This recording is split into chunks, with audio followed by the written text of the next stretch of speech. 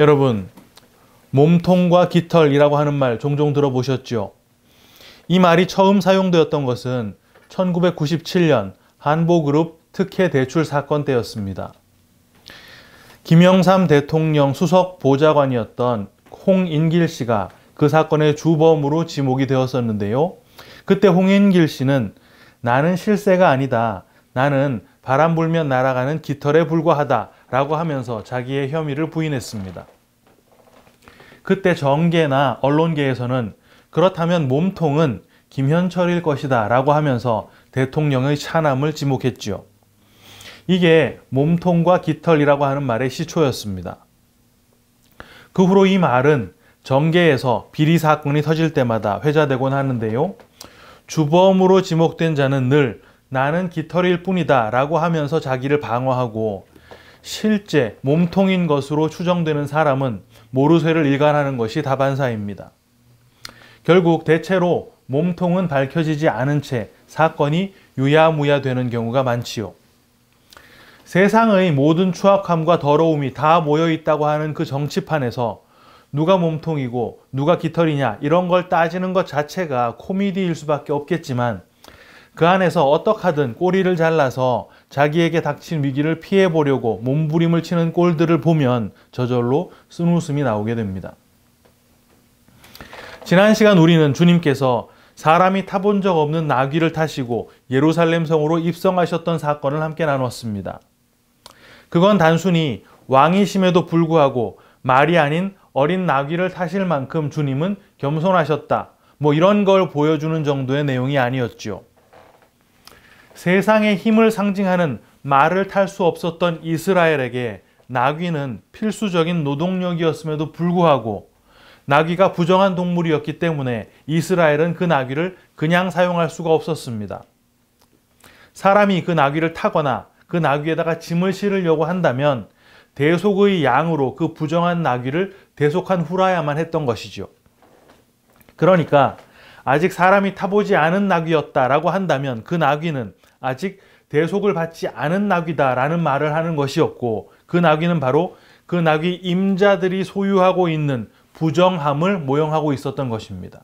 그런데 주님께서 그 나귀를 가져가셔서 타심을 통해서 임자들이 소유하고 있었던 그 부정함을 가져가시고 그 부정함과 하나가 되셨던 것이고 그게 바로 하나님의 대속의 양이 부정함을 대속하는 그림이었다 그랬습니다.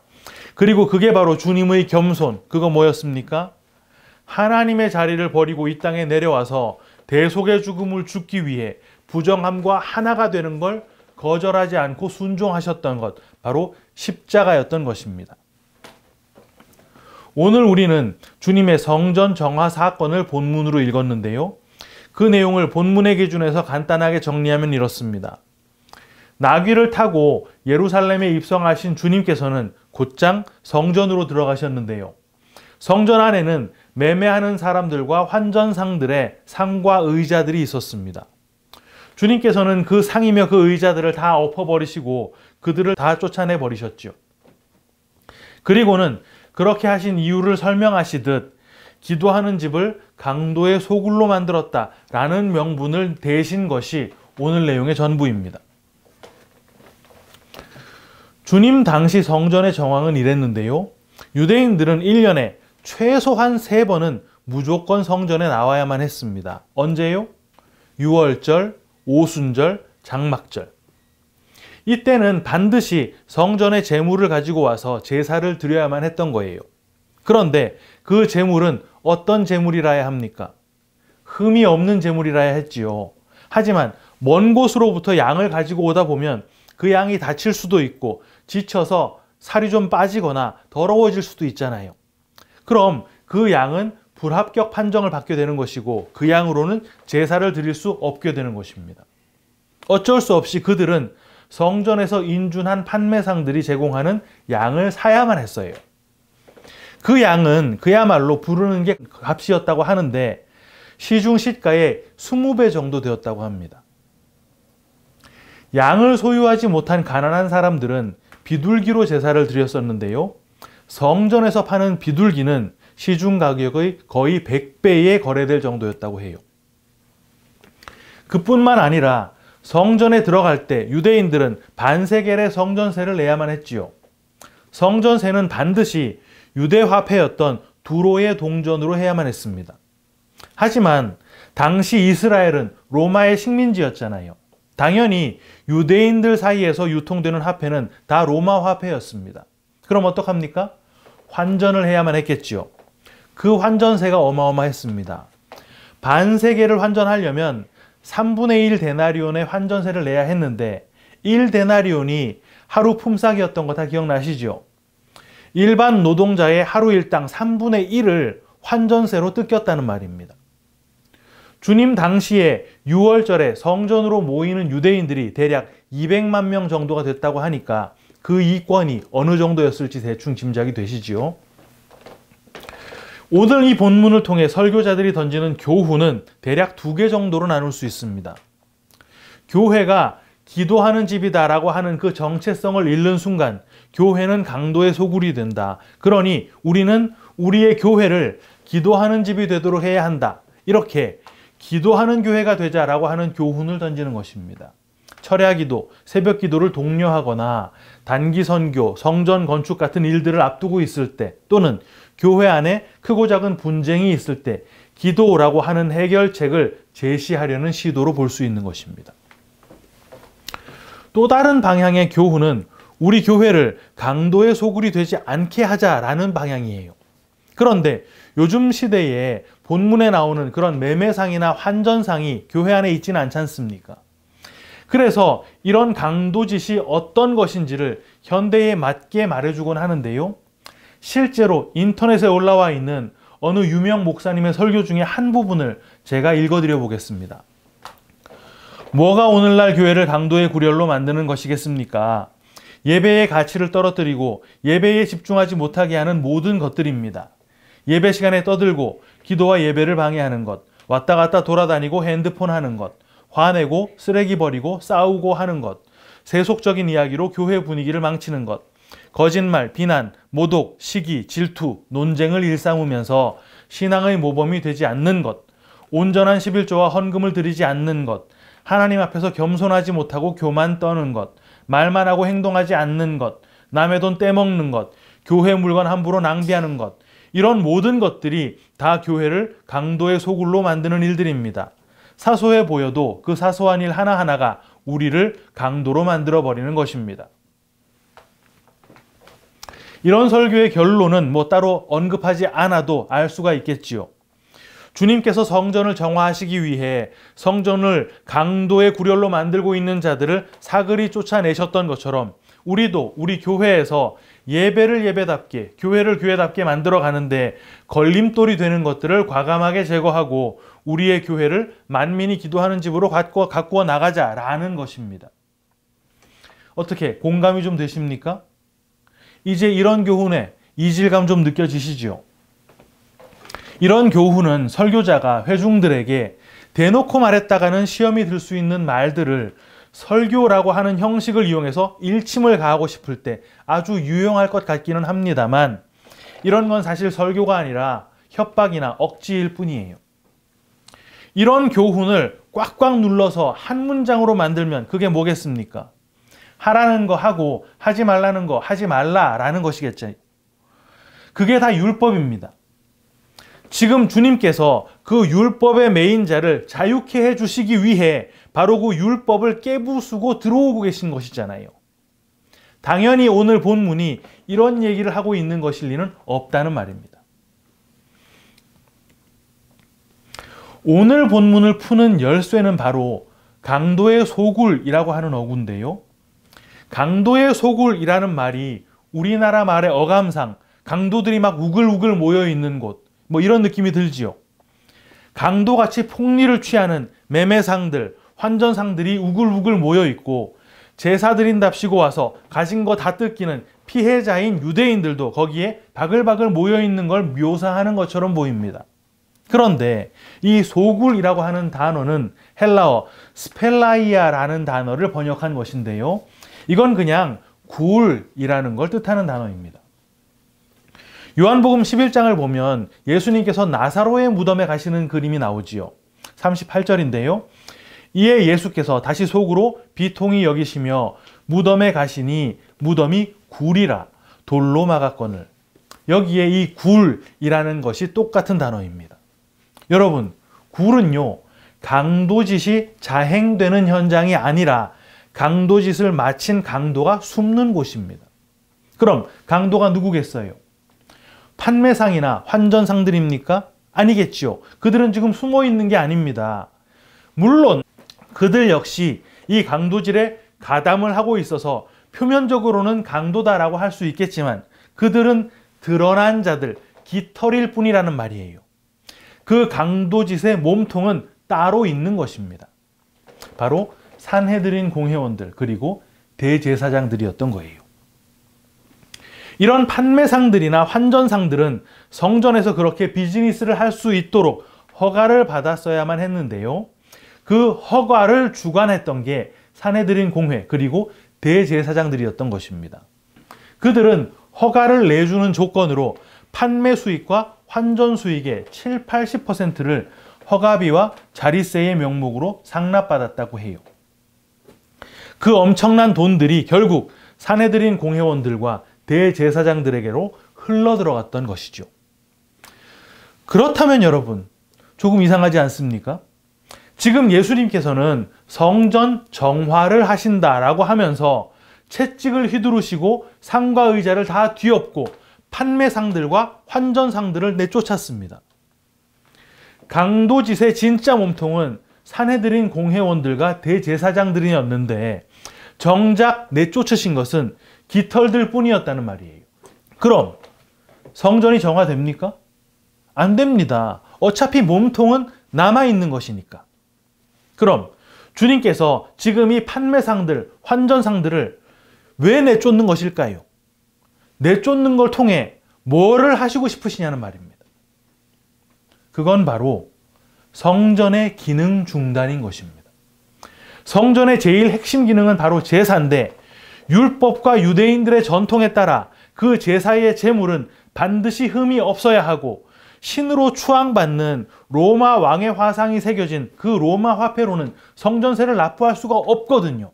그러니까 제사라고 하는 기능이 정상적으로 착착 돌아가기 위해서는 지금 그 판매상들과 환전상들이 반드시 자기 역할을 다 해줘야만 했는데 그래야 사람들이 정상적으로 성전세를 내고 들어와서 율법상 합당한 제물을 잡아 제사를 드릴 수 있을 테니까. 그런데 주님께서 바로 그 판을 깨버리신 상태라는 말입니다. 그럼 지금 이 난리를 치고 계신 주님의 의도가 뭐라는 말이겠어요? 잡상인 다 몰아내고 성전을 깨끗하게 잘 청소해서 제대로 제사 드리자라는 말입니까? 아니겠지요. 그 성전 자체를 기각하고 계신 것이란 말입니다. 왜? 그 성전 자체가 강도니까. 성전을 돌리고 있는 시스템 뭡니까? 율법이잖아요. 그 율법이 바로 강도라는 말입니다. 요한복음 10장 8절 나보다 먼저 온 자는 다 절도요 강도니 양들이 듣지 아니하였느니라.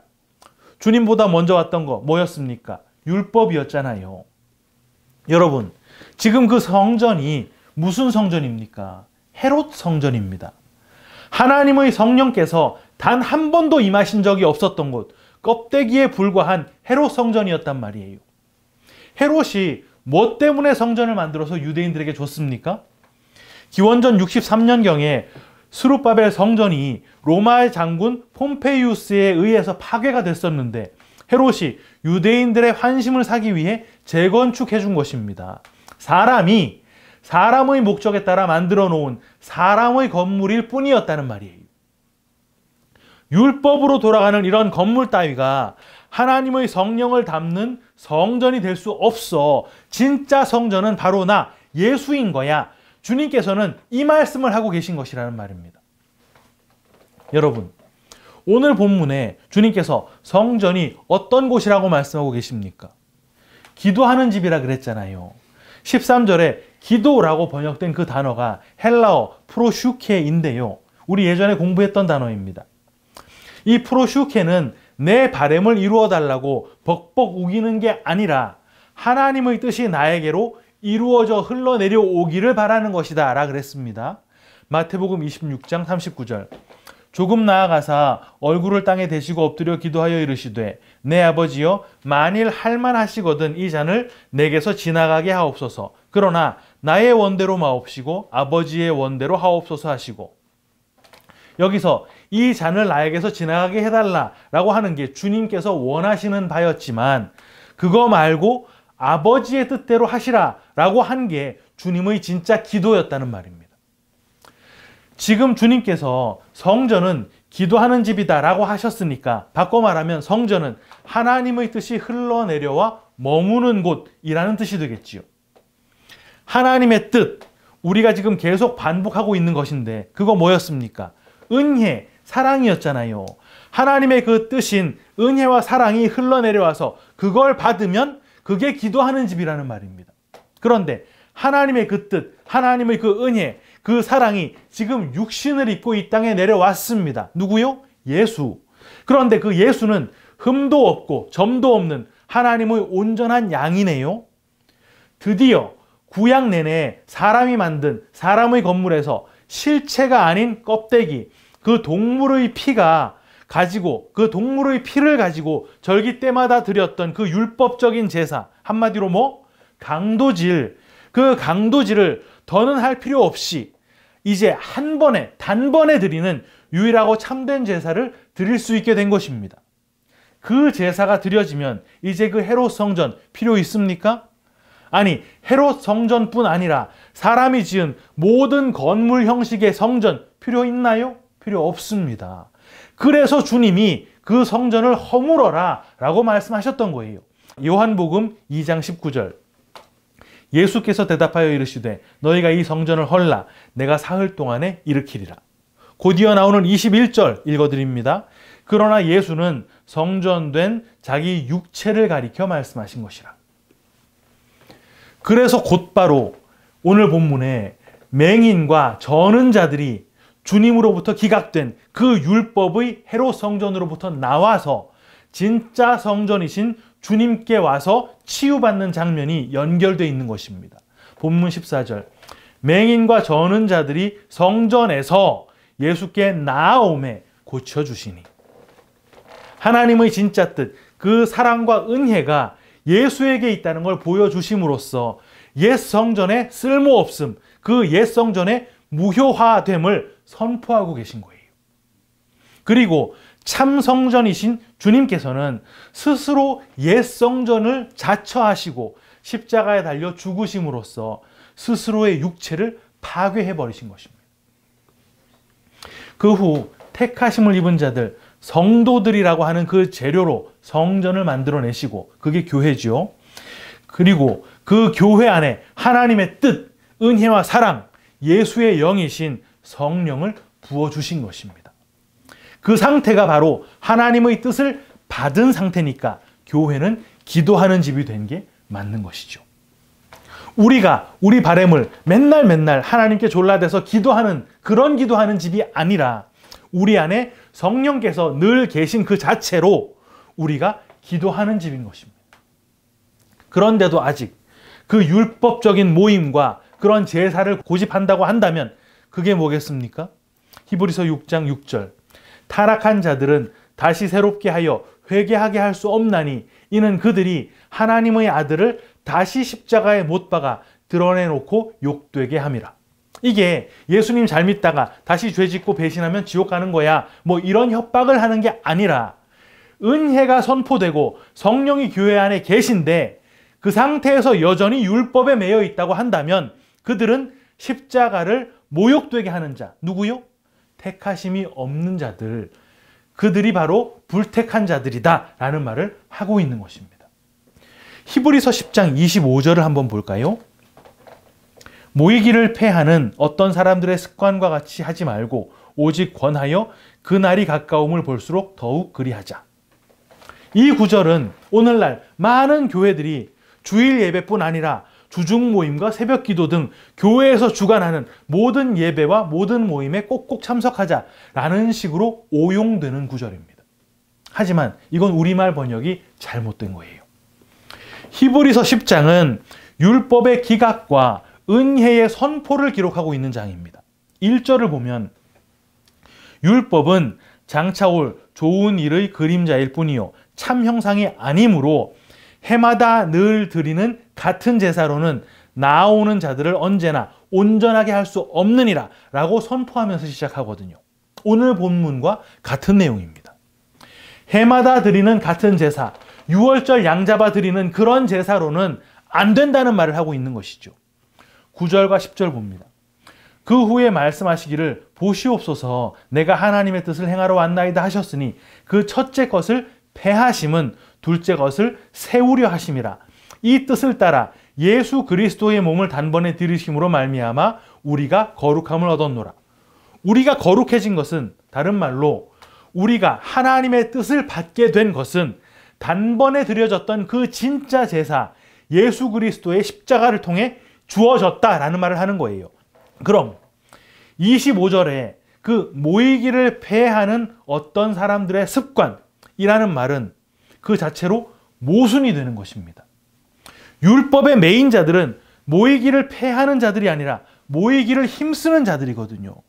6월절에 모이고 7.7절에 모이고 초막절에 모이고 그 외 다른 절기 때도 수시로 모이고 안식일에 모이고 심지어 매일 3번 기도 시간 정해놓고 모였던 사람들이란 말입니다. 그 25절을 직역하면 그 의미가 상당히 달라지는데요. 직역을 해드립니다. 우리들의 모임을 포기하지 말라. 어떤 이들의 습관적으로 하는 것처럼. 그러나 간청하라. 너희가 그날이 가까움을 보고 있는 것처럼. 무슨 말인지 이해가 어려우시죠? 이렇게 직역해 놓은 걸 조금 의역해 보겠습니다. 습관적으로 모이는 그들의 모임처럼 우리들의 모임이 그렇게 되지 않도록 하라. 그날이 가까움을 볼수록 더욱 간청하여 그리하라. 이해가 되십니까? 사랑하는 키퍼스 처치 성도 여러분, 주일 예배, 수요 예배, 새벽 예배, 주구장창 양으로 승부하면서 그 엄청난 양의 예배를 소화해내는 나의 그 열심과 그 노력에 취해 그게 마치 올바른 신앙생활을 하는 것인 양 착각하며 있는 사람들이 얼마나 많습니까? 왜 신앙생활에 발전이 없냐고, 왜 이렇게 뜨거움이 없냐고, 나는 돈이면 돈, 시간이면 시간, 열심이면 열심, 하나님께 드려야 할 11조로 온전하게 다 드리고 있는데 너는 왜 그 정도밖에 안 되냐고. 주님께서 자기 육체를 파괴하시면서까지 그 율법의 굴레에서 우리를 풀어내 주셨는데 여전히 율법에 스스로를 꽁꽁 묶어놓은 채 살아가는 자들이 오늘날 교회에 넘쳐나고 있습니다. 그런데 우리는 성령을 받았잖아요. 그 성령이 우리 안에 계시단 말입니다. 그 성령이 말씀을 더 밝히 보게 해주시고 진리를 더 깊이 가르쳐 주셔서 예전보다 덜 열심 내는 것처럼 보이는 나. 자칫 신앙의 수준이 퇴보한 것처럼 보이는 나. 그래서 자꾸만 율법적인 그 열심을 내고 싶어지는 나를 격려해 주시는 거예요. 아니야. 너 지금 잘 가고 있는 거야. 무기력하게 느껴지는 거, 자꾸 낙심되는 거, 그거 걱정하지 마. 그거 내가 네 안에서 너를 자꾸 항복시켜 나가고 있기 때문에 그렇게 느껴지는 거야. 마침내 우리가 성령님께 온전한 항복을 하게 되는 그날, 우리의 입에서는 우리의 주관을 모두 다 내려놓은 어린아이처럼 온전한 찬양이 터져나오게 될 것입니다. 그날을 소망하면서 오늘도 믿음의 길 또 한 발짝 더 내딛는 진짜 성도님들 모두 다 되시기를 주님의 이름으로 축원합니다. 아멘.